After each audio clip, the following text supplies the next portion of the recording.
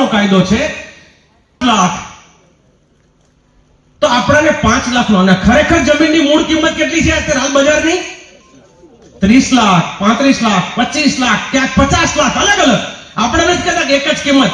જે બજાર ભાવ હોય એના 4 ગણા આપવું એ આપણા ઘરનો કાયદો નથી, ભારત સરકારનો કાયદો છે.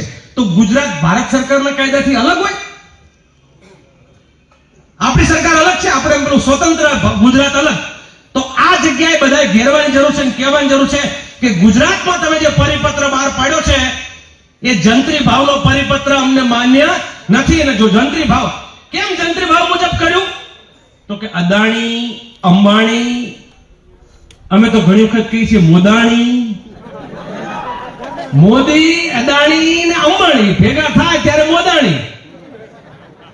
તો આ મોડલ મોદાણી મોડલ છે કે લોકોને લૂંટો, ગરીબોને લૂંટો, ખેડૂતોને લૂંટો. આ અંબાણી તમારી માસીનો દીકરો છે, તમારા મામાનો દીકરો છે કે તમે એને આટલા બધા મફતમાં આપણી જમીનો પધરાવી દો છો?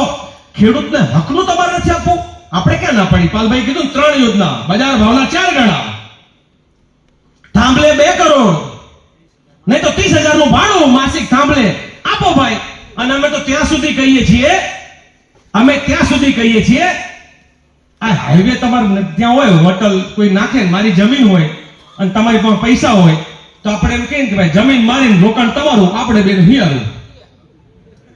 આપણે ખેડૂએ કેવું કંપની વાળાને કે જમીન અમારી, થાંભલા તમારા, નફા હિયારું.